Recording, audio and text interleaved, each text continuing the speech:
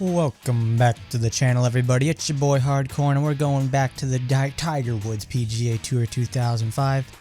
We're playing on, Emerald Dragon, the only course in Japan in the game. It's the first time we're going to see this wonderful, wonderful place. It's one of my favorite courses in the entire game. Going to practice with it, it's just a majestic place to be. They use a lot of good colors, and it's always... You get to see Japan in springtime. It's a fantastic choice. But we also get a very special thing out of this. We get to see what happens. We get to go further below 100. We get to go not 101, but 102 under for the entire tournament. They say this course is rated at hard. Well, I didn't think it was that hard. Nah, this took all day to do. This was extremely time intensive to get it even close to 100. But I managed to do it again. And I'm starting to see the pattern that I can, that this is a very regular thing you can do after a certain point when your stats reach a certain extent. That you can start doing this sort of stuff like hitting 90, 100, no problem. Even on a hard course, because Emerald Dragon's labeled as hard at least.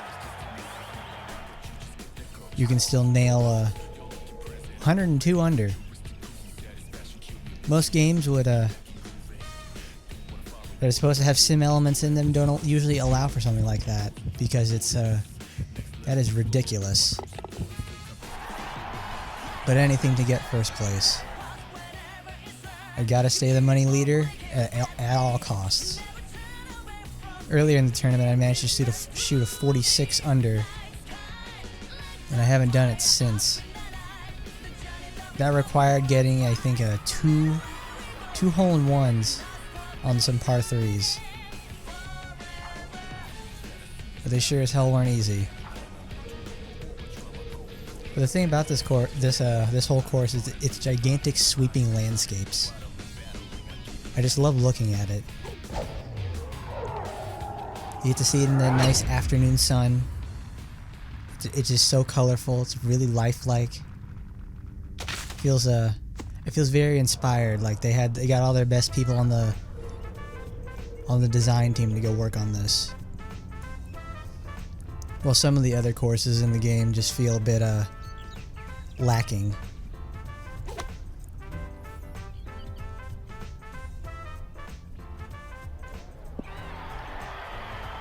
That's a good lie. I rolled right up to it. This is also the tournament where I discovered this is the tournament where I discovered that I really need to start using this technique called a ball and stance.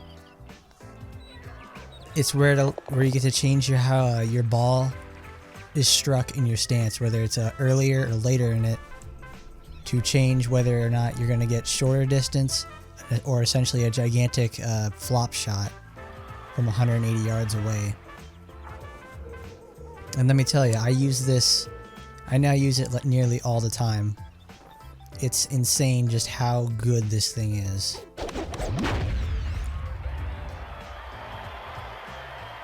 Like, I can now take driver shots and wood shots up to the tee. Oh my goodness, not the tee again. Up to the pin. Normally you can't even do that without ending up overshooting it or just blasting right past the green. No, when you use a ball and stance and put it later in your stance, you'll be able to hit it much higher in the air, lob it up there so it doesn't have a lot of forward momentum to carry it past anything. It takes all the power, shoots it into the sky, and then drops it down like a mortar. I feel really, this is literally like when I discovered how power shot works. I'm now going to use it all the time, and I hate that I live life without knowing it.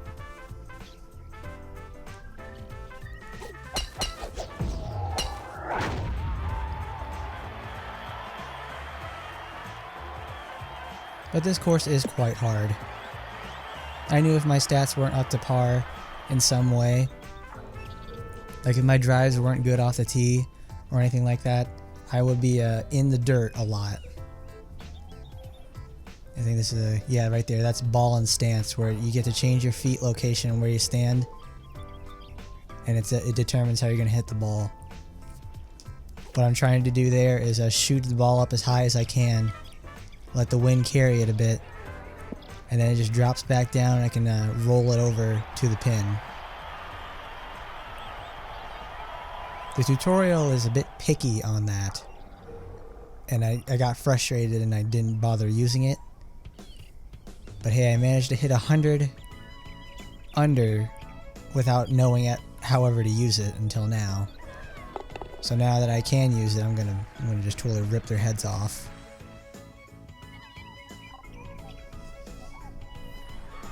Here's a really good example of a really smart hole. This has various steps inside that can show just how good of a drive you do. Like if you have a very low striking power and power shot boosts, you're only going to get to the first or second fairway right there. But with my setup, I'm able to get to the third, and well, in the rough of the third. And even then, it's still a hard climb up to the green, and then the green travels forward and back. So you have to worry about, you know, hitting the ball too hard and your lie being much too, well, far away, and then it rolls somewhere else and you can't even hit it, and you have to have a 40-foot putt that's just going to absolutely be atrocious. Later on in this, there's an absolutely gargantuan putt that the game can't even calculate. But the caddy tip right there, it's pretty good. It'll get you where you need to go. But at later on, it's going to show that it can't do everything.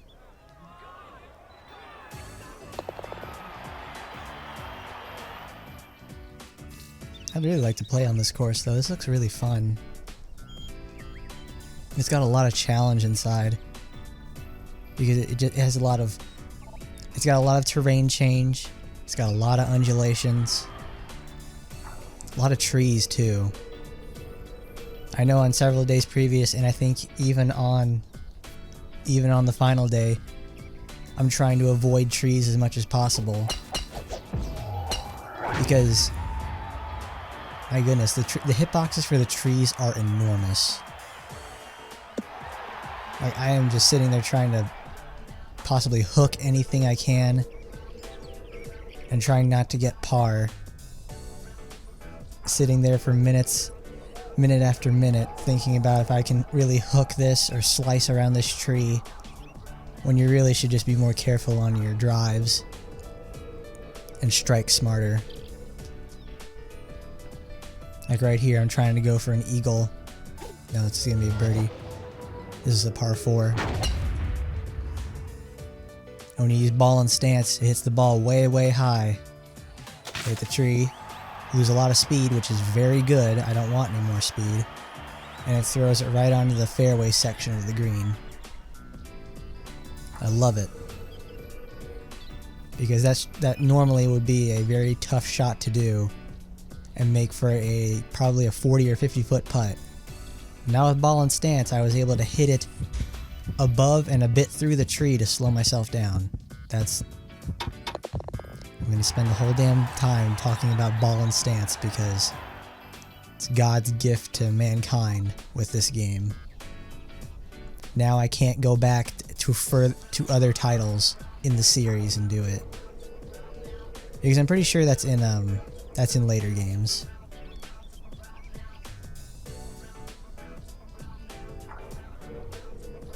Right here is a really, really, really tough par 5. What I'm trying to do there is shoot the ball across this gorge so I don't have to go on the first fairway. It's the only way to make an eagle. Because if you go land on that first fairway, you're gonna get there in 3 and get in for birdie.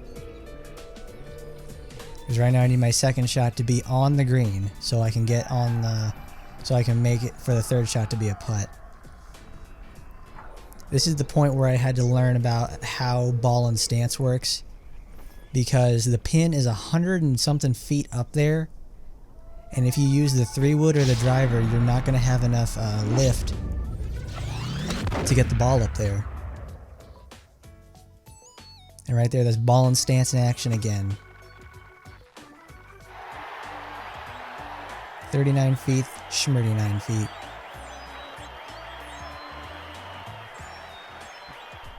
Now we get to see how caddy tip will calculate distance. 55 feet and 6 inches.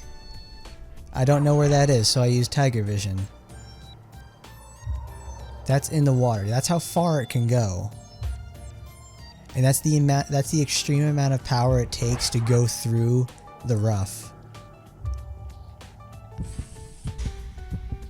And by golly, it worked. I was legitimately doubting if it was. But having this knowledge now that I can, use Tiger Vision through the green, I'm going to end up wanting to use that later. But then I got to really think on my feet on it and solve a problem that I can't use Tiger Vision for. It's a very good golfing experience. Now this is one you can get eagle on as well. No, this is a par 4. What I want to do here is take the driver and power shot it over to the second fairway, past the tree. Because if you go on that first fairway, that tree is going to block you very hard. No ball and stance will save you there because you're still very, very far away from the green.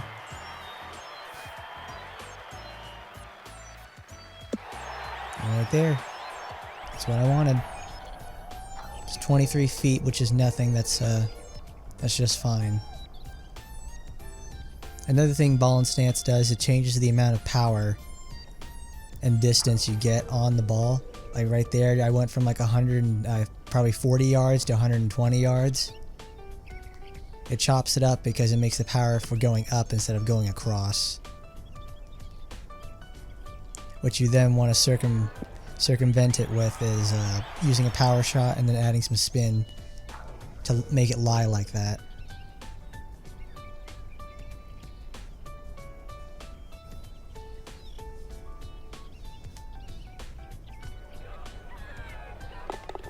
And there you have it, a birdie on a solid par 4. Put me 88 under. This is a nice par 3. We get to go to the shrine and have a nice drive. This is very good hole-in-one material.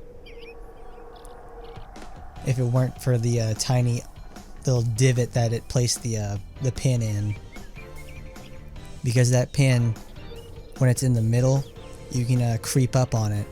But here you can also creep on it on this little side area. But the pin, but you don't have a lot of space to do it now.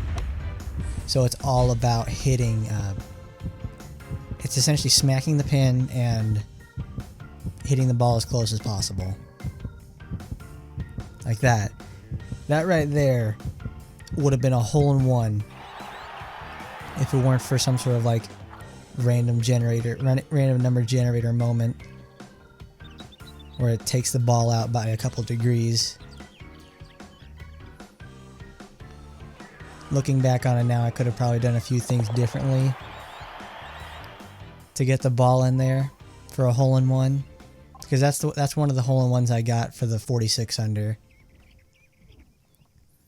And like I said in the 100 under video, in order to get below 100, you have to start hole-in-oneing all those par 3s. It's either that or start getting double eagles. And later on, we're going to see just the level of technicality it takes to get a double eagle. This is a really cool hole because you get to drive off the tee for as long as you want. You try to get up there on the highest point of the slope, But here I line myself up perfectly, direct, dead on with the pin. But the thing is, when you're at an angle, like I said before, you're at an angle on us. Yeah, you're on a slope, so it's gonna shoot the ball at an angle. So you have to account for that. If you don't, you're going to wonder why you shot off to the side, and that's no good.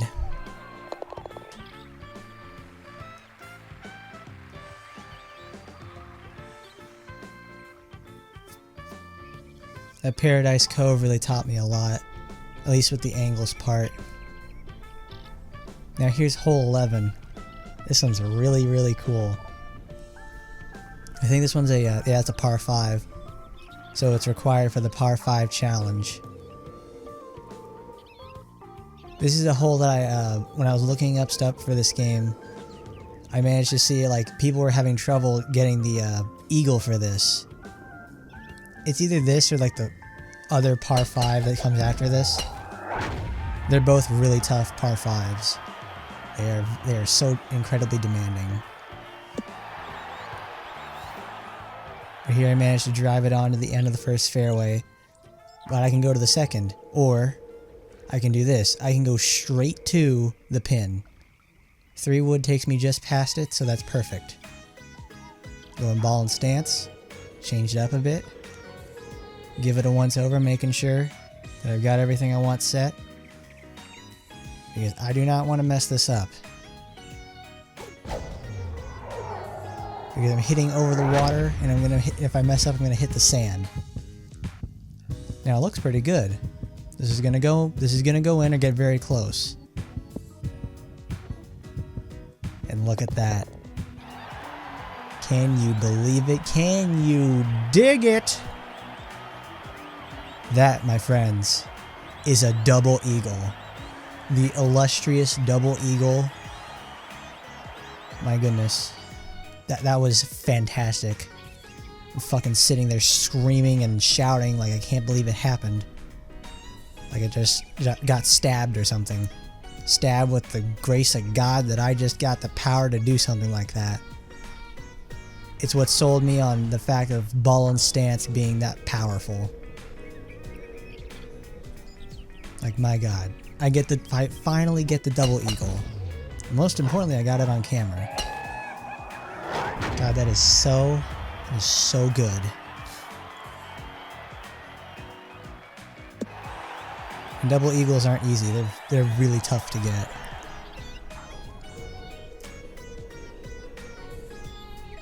Like, if you hear someone get a double eagle, or God forbid an albatross, they're either 1, lying to you, or 2, they're incredibly skilled people that also got very lucky.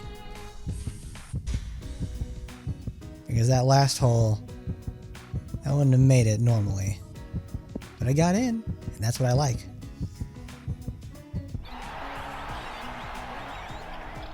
That's another case right there of ball and stance being so good.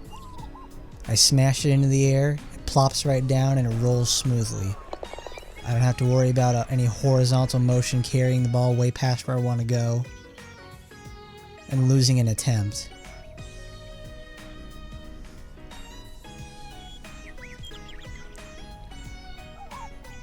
.13's really good to get an eagle on too, because when you get your drives right and your power shots too, you can get the wind to carry you past that for this tree right here, and you can go into this slight cove and you'll be lined right up for the pin.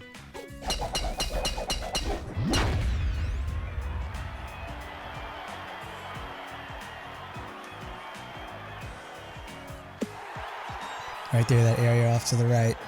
That's where I want to go. It's a bit tougher when the pin's, well, they usually can put the pin a bit further left or further back. But the closer you put it to the tree, the more you're going to want to use a punch. But frankly, the punch, when you're this close, it just isn't worth it. You almost want to flop on this. And there we go, put some backspin on it and lines it up for 7 feet. That's good. Straight ins can also fail you too. Not also in terms of power, but probably some because of the geometry of the terrain. It did that earlier in another match, and I was very confused on why that happened. You lower the speed, you go back to reset it, and it's just, you wonder why it happens. So it's all about the perseverance, baby.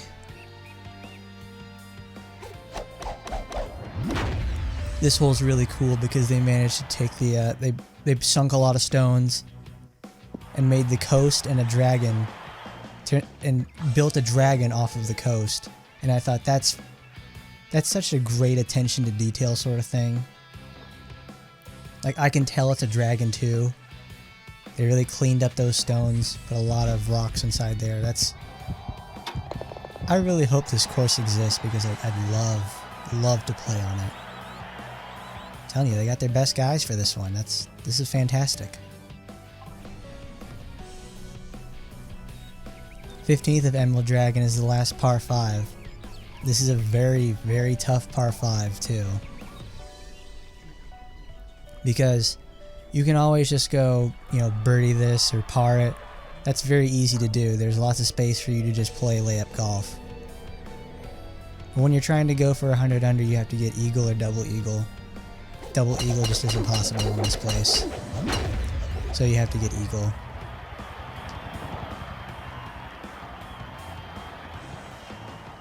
After some experimentation, I was able to figure out that you have to take this first fairway, because there's no way to get a good enough drive to put it on the second one.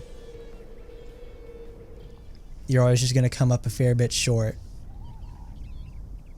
At least that's what it was with me, because the only time I've been able to get even close to that was with a wind behind me. You need essentially the St. Andrews winds that are going your direction to shove the ball on the second fairway.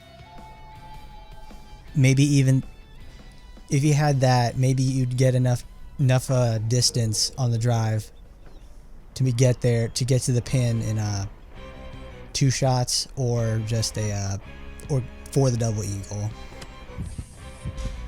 Because right here, I've got to chip it in from a million miles away.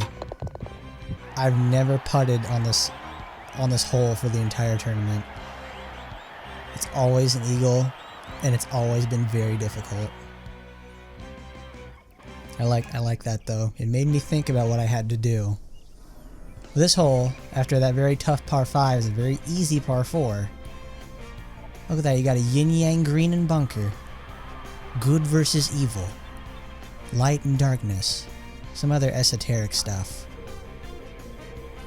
Feels good. Feels good we're gonna get this win. With a 2-mile-an-hour right to left wind, I'm going to get pushed away from the bunker.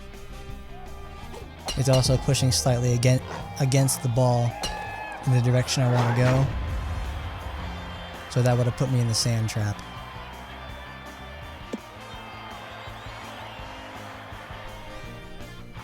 I got it where I want though. But now I'm lined up a little bit weird. Now I need to figure out how I want to approach this, because it's a very small area I need to hit. And I could ball and stance this, but like, then I gotta pull it back and say I've got 30 yards to go. What else could get me there? I know, I'll just flop it in. That's really good for small shots like this. This course is a very, very good test of your abilities. Think on your feet. Do a whole bunch of crazy stuff. It makes you take risks. That would have been an eagle if it didn't let me get in there, which I'm kind of frustrated that still happened. I'm literally inches away. This is also the one time I appreciate the game for having very slow greens and fairways, because some of these power shots would not be able to happen if it was a faster green, or a faster fairway even.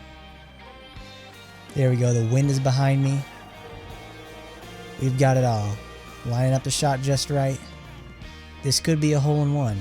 I don't think it is though. I don't think I scored any hole-in-ones on the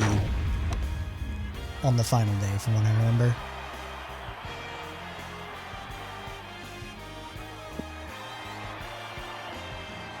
Yeah, I would have made it on a faster green.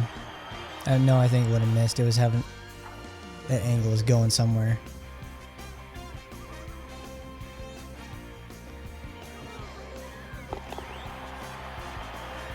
Patience is a virtue on these harder courses. And there we go. 100 under. And then we meet the final hole of the Emerald Dragon Golf Course. A beautiful finish with Mount Fuji in the background and with a beautiful water hazard and a more dangerous waterfall. The cherry blossoms are in bloom and we're going to hit a couple of leaves off. Separating the two areas though is this big water hazard, so you've got to watch it. But thankfully on this one I rolled the wind behind me, so I'm going to get to the green in one, which is exactly what I wanted. That is so good. And then I'm going to get an eagle, but that eagle is not going to be easy at all. You're going to see in a second. I was so ecstatic about that. Getting on the green one there. Because all 3 other days I haven't been able to do that. Now here I am trying to, like, okay, what's Caddy Tip going to do? What's going to tell me for this? Because when it has moments like this, it's going to give me unavailable. And of course I figured, yep, there it is. So I figure, okay, I guess I'll have to plan it again like the other hole where it had an enormous amount of distance. And you also get to see an emulation error.